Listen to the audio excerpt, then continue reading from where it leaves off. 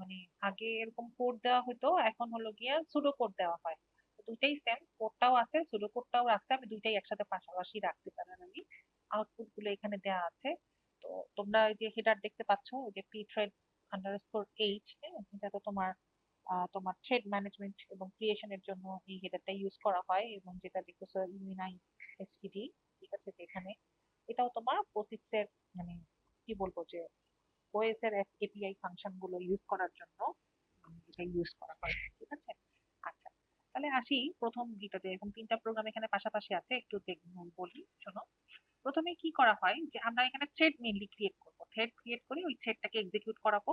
Execute করায় কিভাবে এক্সিকিউটটা হচ্ছে এটাই আর কি দেখাটা এই প্রথমটা। হ্যাঁ, তো প্রথমে মনে করো যে একটা ফাংশন যে এখানে মানে দিয়েছে, তার মানে কি যে আমি যে থ্রেডটা ক্রিয়েট করব ওই থ্রেডটা আসলে এই ফাংশনটা আসলে এক্সিকিউট করবে, ঠিক আছে, সেটা আমি এখানে ডিক্লেয়ার করলাম। এরপর ইন্টিজার মেইন এর মধ্যে pthread এই যেটা টাইপের আন্ডারে আমি t1 নামে একটা থ্রেড ডিক্লেয়ার করলাম, বা এই থ্রেডটা আমি এখন ক্রিয়েট করব। তাহলে থ্রেড ক্রিয়েট করা হয় কোথায়, যে pthread_create এটা লিখে। এখানে চারটা প্যারামিটার থাকে, একটা, দুইটা, তিনটা, চারটা। তো ফার্স্ট প্যারামিটারটা কি? ফার্স্ট প্যারামিটারটা হচ্ছে তুমি যে থ্রেডটা এখানে তুমি ডিক্লেয়ার করছো, হ্যাঁ, সেটার অ্যাড্রেসটা এখানে দিয়ে দেওয়া হয়, যেটা কোন থ্রেড, ঠিক আছে। তারপরেরটা নাল, এটা নিয়ে তোমাদের কোনো কাজ নাই। এরপরে মেইনলি এই যে টি1 থ্রেডটা কোন ফাংশনটাকে এক্সিকিউট করবে সেটার নাম দিয়ে দেওয়া হয়। এই যে এই ফাংশনটাকে এক্সিকিউট করবে ফাঙ্ক থ্রেড, আমি এই ফাংশনের নামটা এখানে দিয়ে দেওয়া হয়েছে। আর এই পরের প্যারামিটারটা ইউজুয়ালি ইউজ করা হয় যে তুমি এই ফাংশনের মধ্যে কি অ্যাজ এ প্যারামিটার হিসেবে কি ভ্যালু পাস করতে চাও, হ্যাঁ, সেটা তুমি এখানে অ্যাজ এ আর্গুমেন্ট হিসেবে এখানে দিয়ে দিবা, ঠিক আছে। এটা হলো চতুর্থ নাম্বার জায়গাটা, ঠিক আছে। আচ্ছা, এর পরের লাইনে তাহলে তুমি এই লাইনে কি হলো টি1 নামে একটা থ্রেড ক্রিয়েট করলা এখানে।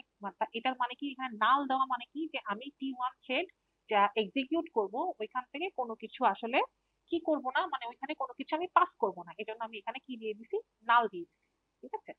এরপরে আসতেছে তোমার pthread_join।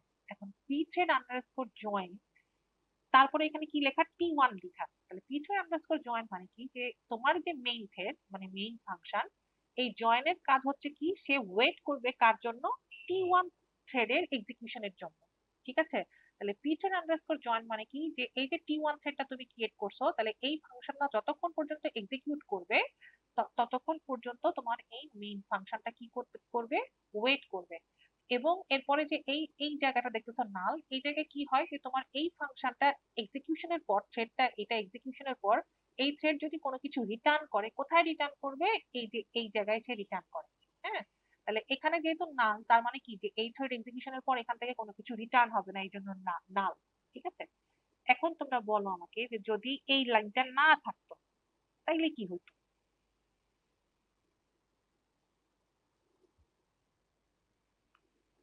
এই লাইনটা না আহ, থাকলে, হ্যাঁ, তাহলে ওই থ্রেডটা শেষ হয়ে যেত না, থ্রেডটা আর জয়েন লাইক থ্রেডটার মেইন প্রসেসটা এক হতো না। হ্যাঁ, মানে তোমার তাহলে কি হতো যে মেইন ফাংশন এই থ্রেড এক্সিকিউশন হওয়ার আগে কি হয়ে যেত, তোমার টার্মিনেট করে যেত। আর শেষ করে সে এখানে কি হয়ে যেত, টার্মিনেট হয়ে যেত। সে এই লাইনটা যদি তুমি না লেখো, তার মানে কি যে এই থ্রেড টি1 এর এক্সিকিউশনের জন্য এই মেইন ফাংশন আর ওয়েট করবে না। মেইন ফাংশন তার যে কাজ সে করে, সে এখানে তো এখানে মেইন ফাংশনের তো সেকেন্ড ব্র্যাকেট এখানে শেষ। এখানে শেষ মানে কি, সেইটুকু করে সে এখানে টার্মিনেট হয়ে যাবে।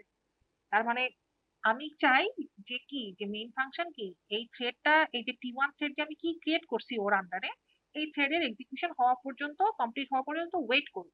তাহলে তার জন্য আমরা কি করছি, এখানে থ্রেড_জয়েন দিছি, জয়েন দিয়ে বলছি কি ওই থ্রেডের নাম। তাহলে কার জন্য ওয়েট করবে, এই টি1 এর জন্য ওয়েট করবে।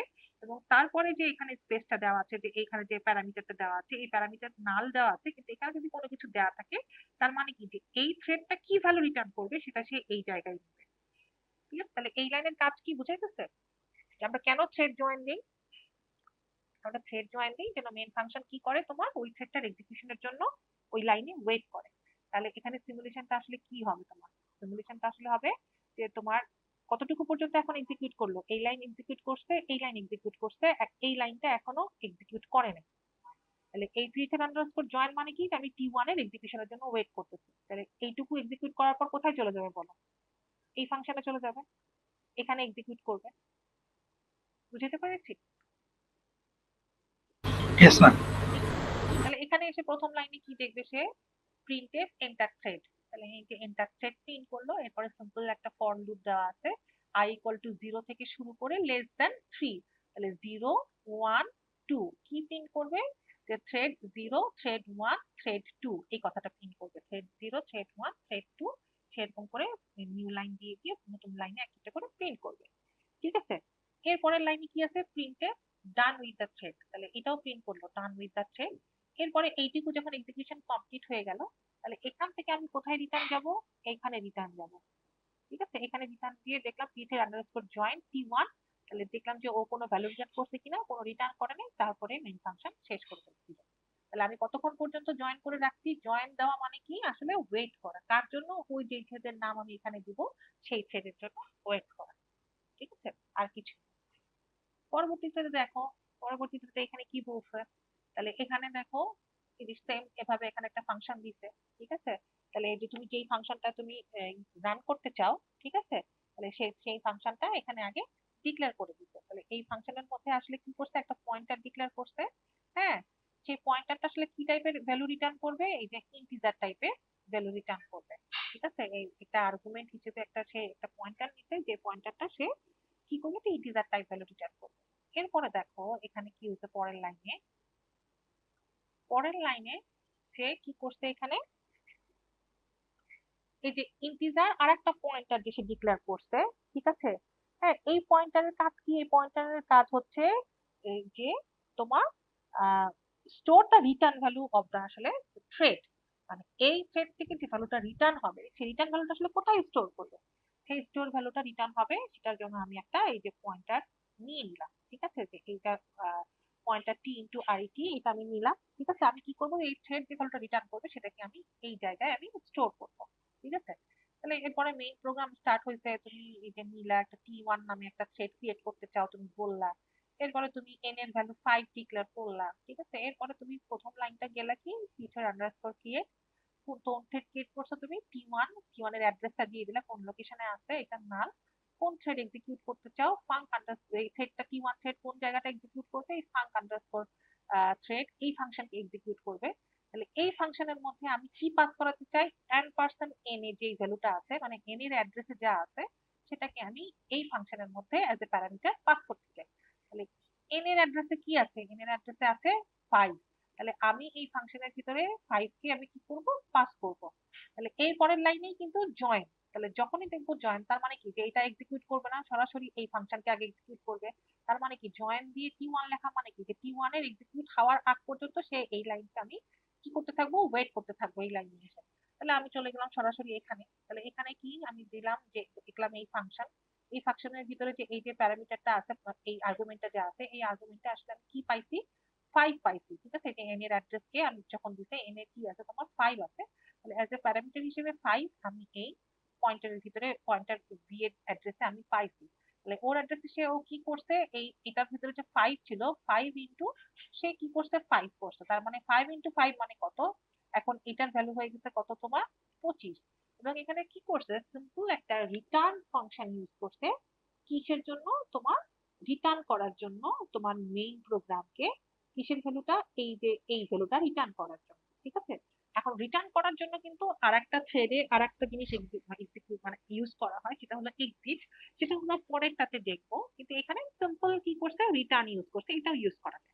রিটার্ন ইউজ করলে এর ভিতরে কি আছে, যে 25, এটা কোথায় আসলে রিটার্ন করছে, এই যে কোন অ্যাড্রেসে স্টোর হবে, এই যে এটা যেখানে আছে সেই অ্যাড্রেসে স্টোর হবে।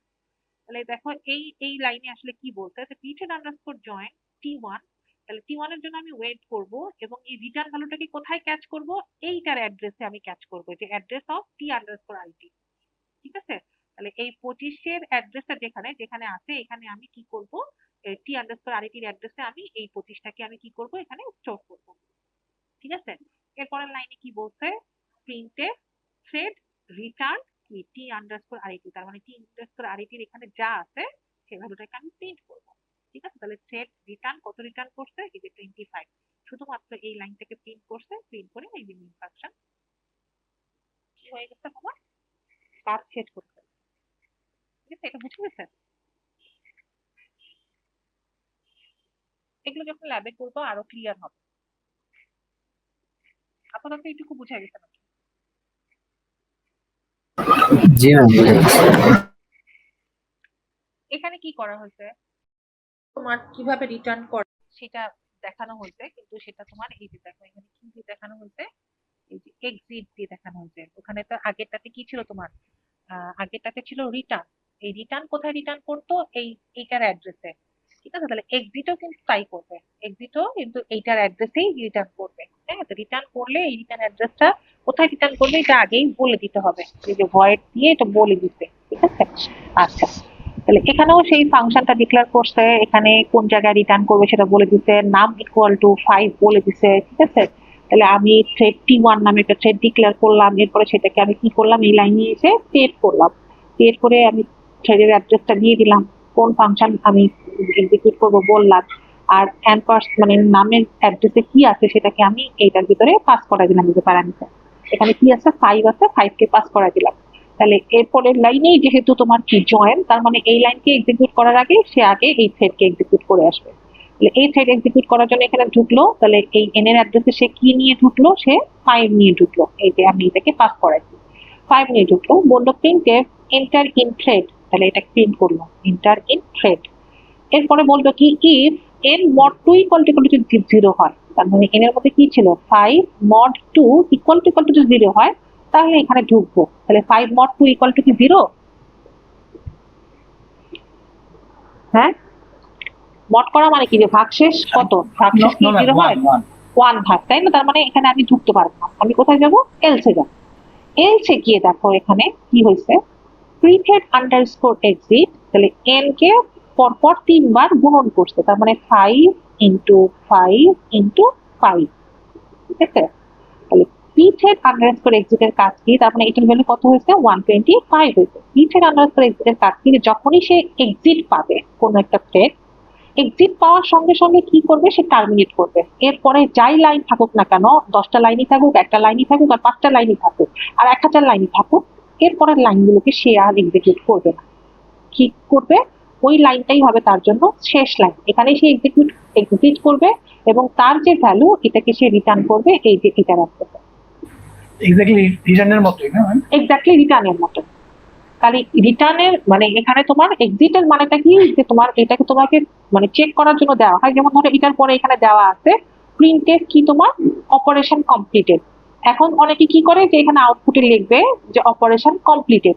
তাহলে এক্সিট মানে আমি কি বলছি, যে এই লাইনটাই শেষ লাইন, এরপরে যাই থাকুক না কেন, হোয়াট এভার ইট ইজ, এটা আর এক্সিকিউট হবে না। ঠিক আছে, তাহলে তুমি যদি এখানে এটা এই লাইনটা এখানে প্রিন্ট করতা, তাহলে কিন্তু তোমার জন্য ভুল হইতো। এটাই হচ্ছে পার্থক্য, যে এক্সিট করা মানে কি, যে এই থ্রেড এখানেই কাজ শেষ করে দিতে, এরপরে আর ফার্দার যা আছে এটা আর এক্সিকিউট করবে না, এবং এইখানকার ভ্যালু পর্যন্ত নিয়েই সে রিটার্ন করবে। রিটার্ন হলেও তো লাইক প্রিন্টএফ আর হতো না, না যদি পিসির এক্সিটের জায়গায় রিটার্ন লেখা হতো, হ্যাঁ, তখন তো আর প্রিন্টএফটা হতো না, অপারেশন কমপ্লিটেড ওটা প্রিন্ট হতো না। তখন হইতো।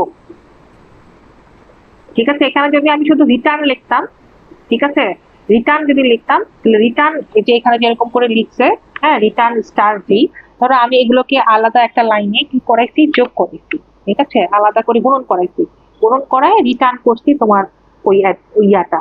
তাহলে রিটার্নের পরে যদি এটা থাকতো, তাহলে এটা এক্সিকিউট হইতো, কিন্তু যদি এক্সিট থাকে তাইলে এটা হবে না। তাহলে ইউজুয়ালি আসলে ওইরকম জায়গায় রিটার্ন থাকে না, রিটার্ন আসলে সাধারণত যখন লেখা হয় কোনো ফাংশনের এই প্রিন্টএফ এর পরে আসলে লেখা হয়। ঠিক আছে, তো তোমার কোশ্চেনটা একটু মনে করো যে অ্যাম্বিগুয়াস টাইপ কোশ্চেন। ঠিক আছে, কিন্তু যদি রিটার্ন আগে থাকতো তাহলে এই লাইনটা এক্সিকিউট হতো। তোমরা এগুলো করে করে দেখো, ঠিক আছে, করে করে দেখো, তাহলে বেশি তোমাদের জন্য ভালো হবে। ঠিক আছে, তাহলে এখান থেকে কোথায় আসবে, এখন এখানে আসবে। ঠিক আছে, এখানে কি করবে দেখো, থ্রেড রিটার্ন কত রিটার্ন করছে এই অ্যাড্রেসের কাছে, 125।